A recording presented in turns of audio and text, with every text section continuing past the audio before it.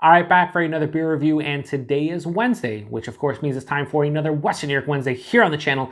And after taking a week off, I'm super excited to get into this one. So the beer I'm reviewing today comes from the Southern Tier Brewing Company, and they're out of Lakewood, New York, and this is their Lake Shore Fog. So they're calling this a Hazy and Juicy IPA. Basically, it's an American IPA that comes in at 6.5% alcohol by volume, 20 IBUs in the time of review. This can is approximately 3 weeks old. So they're not specifically calling this a New England-style IPA, and that's fine by me. Now, I could have drank this about a week old, but I decided to let it sit for a while because I like most of my hazy IPAs or my New England-style IPAs to be somewhere in the 2 to 4 week range. So this being right in the middle of that at 3 weeks old, it's appropriate for me. So Southern Tier is not known for their hazy and juicy IPAs.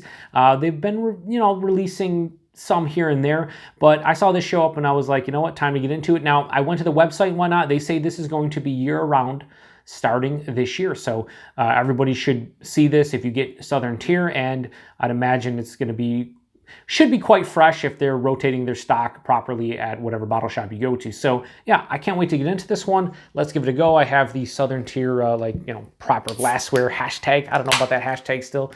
Hashtag this, hashtag that, hashtag I don't use it. Wow, that actually is pouring out super hazy.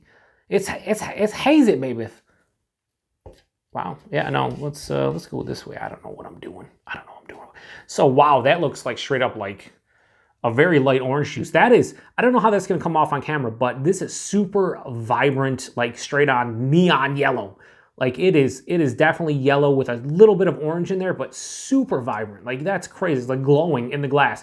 Has about a finger and a half of a definitely not compact. It's very rocky bubbles, soapy looking, but the beer looks amazing. The head, not so much. I don't really care about it, but like this looks beautiful. So they didn't call it a New England style IPA, but it totally looks like one. Let's get a nose. Yeah, it smells like a New England style IPA. Right off the top, totally does. Now, they don't say what hops they're using, but based on what I'm smelling, I would guarantee, I can't guarantee that. I was gonna say I would guarantee. Listen, don't listen to me. Don't ever listen to me. I don't know what the fuck I'm talking about. But I would think that there's Galaxy in here. I'm getting a ton of like candied pineapple, crushed pineapple, passion fruit. It definitely has the Australian, New Zealand hop profile, like what of their, like, you could say passion fruit, pineapple, maybe even a touch of like white wine in here. Definitely, there's some stone fruit in here too, like peach and apricot. And there's a really big dankness to this one, like almost like a stinky dank, like onion, garlic type of component here, which I don't get too much. Shout out to Matt over at Massive Beer Reviews. He talks a lot about like single cut beersmiths and their onion and garlic components. Their beers are really dank, heavy, and this is kind of giving me that vibe for some reason. I don't know. It smells really good though. Like if this was blind and you threw this in front of me and was like, "Hey, this is whoever, Trillium, Treehouse, the big names," I'd be like, "Sure," but that's only on the aroma. Let's see what it tastes like. Cheers, everyone.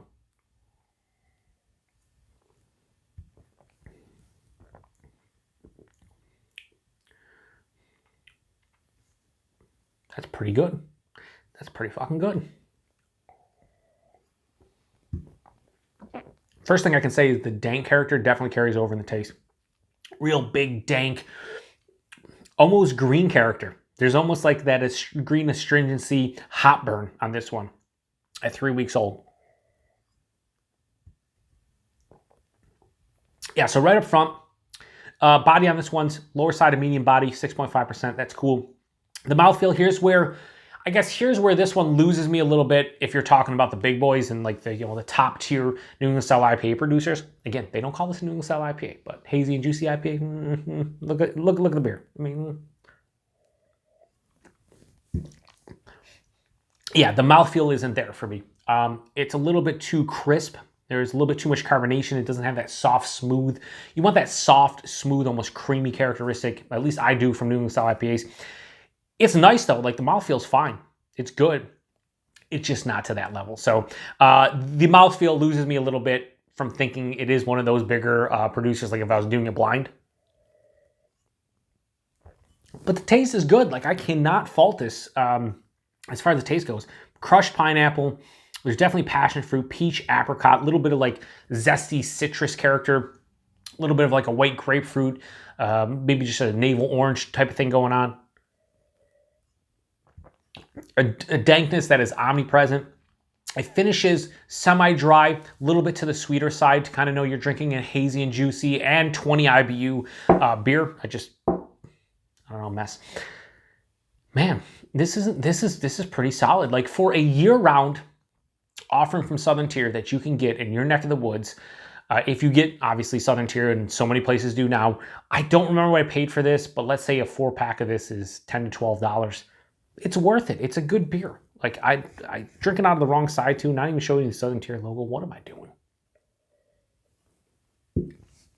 Yeah, this is a good beer. Is it going to blow anybody's socks off? No.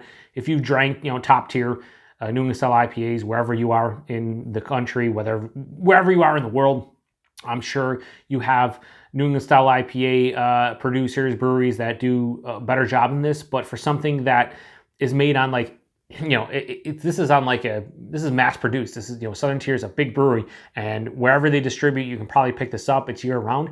This is a good offering. I have nothing wrong or nothing bad to say about this one, other than maybe the mouthfeel isn't, up to the standards of the better New England style IPA breweries, but it's good. So I'm going to give this a straight 4 out of 5. So Lakeshore Fog from Southern Tier, a straight 4 out of 5.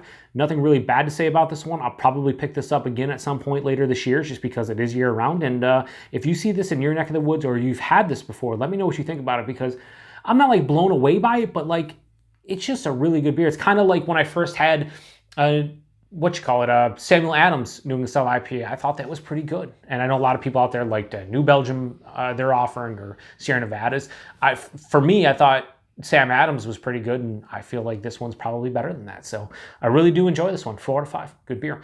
Appreciate you guys stopping by for another Western New York Wednesday. Check back next Wednesday for another Western New York offering, and until then, cheers.